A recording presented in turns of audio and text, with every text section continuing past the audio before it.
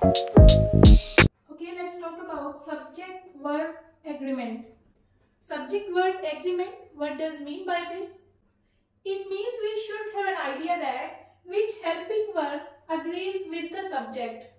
And when there are two or more subjects in a sentence, how to identify the correct helping verb or a verb. In today's video, we will talk about with and as well as. कि जब एक sentence में with और as well as आ जाए तो हम उसमें कौन सा हेल्पिंग वर्ब या वर्ब मार्क करेंगे. So keep in mind students कि जब एक सेंटेंस में दो नाउन आ जाए, as you can see in the first example, the principal that is a one noun, the teachers that is another noun. तो जब एक सेंटेंस में दो नाउन आ जाए और वो मिलाए जाए with या as well as से, तो हमेशा जो पहला सब्जेक्ट होता है, पहला नाउन होता है, उसके अकॉर्डिंग हम हेल्पिंग वर्ब लगाते हैं, चाहे वो सिंगुलर हो या वो प्लूरल हो. So the principal with all the teachers, according to the common sense अगर बात की जाए तो स्टूडेंट यही समझेंगे कि हैव आएगा क्योंकि वहां टीचर्स है. लेकिन ये गलत है क्योंकि ये जो सेंटेंस है इसमें दो नाउन है, प्रिंसिपल और teachers.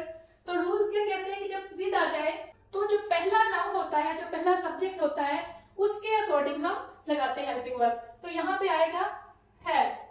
The principal with all the teachers has gone out for a walk. Same in the case second sentence, physics as well as mathematics.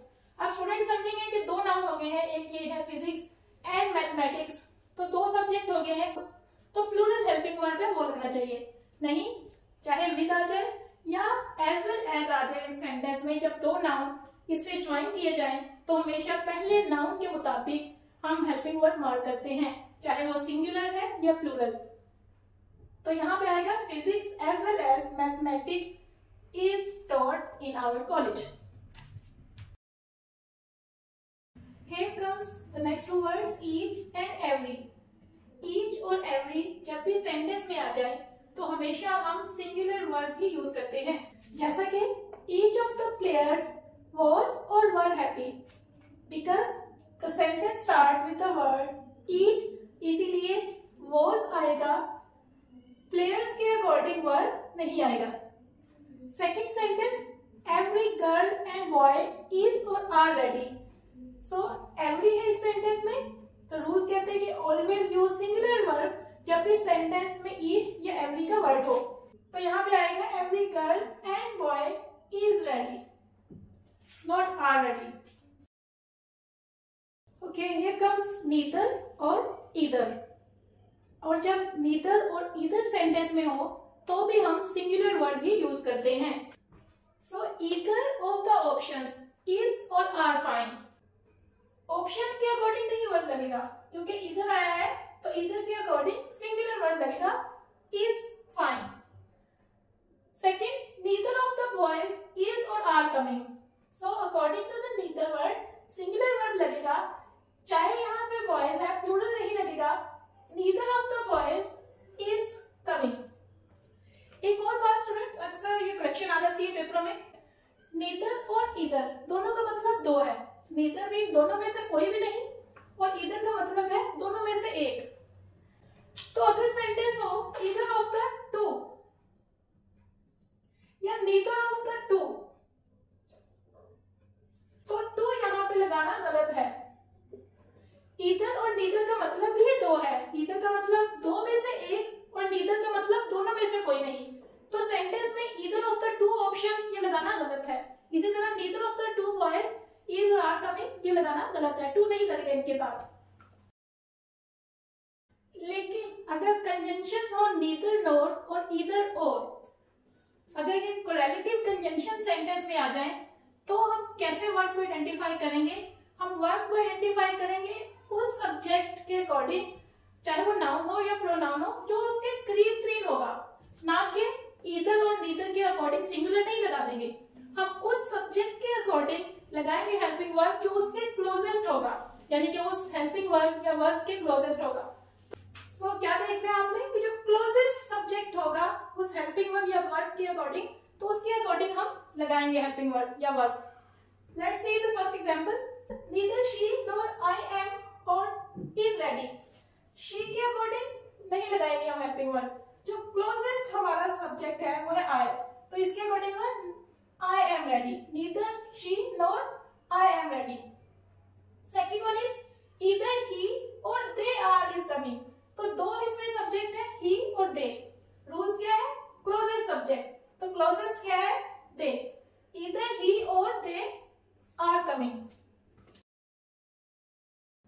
Here comes the next one, a number of or the number of।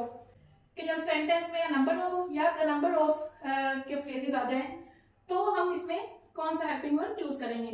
When a number of का word आ जाए तो हम हमेशा plural जो helping word है या verb है वो चूज करेंगे।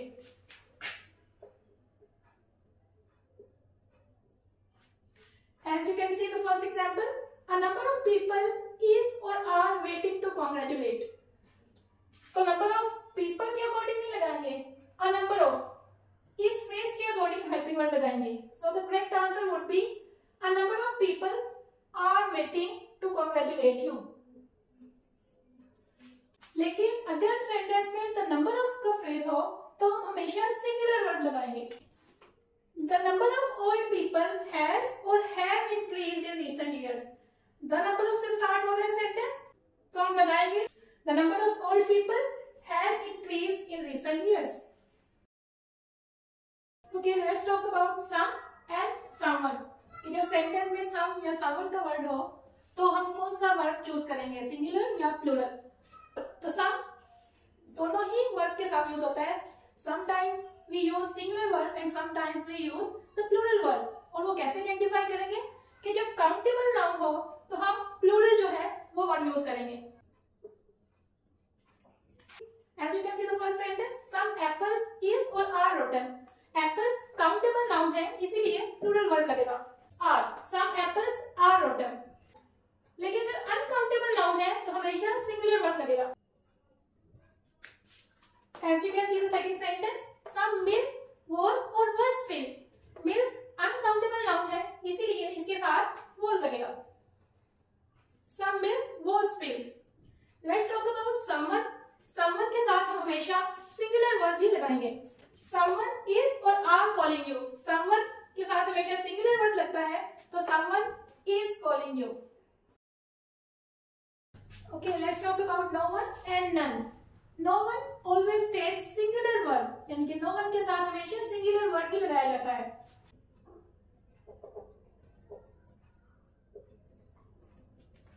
The example is no one know or no one knows the answer। So the correct answer is no one knows the answer। None दोनों तरह ही यूज होता है। बहुत से जो नेटिव स्पीकर हैं वो उसे इसके साथ भी यूज करते हैं और आर के साथ भी यूज करते हैं। Let's see the first example। None of the student is or are present।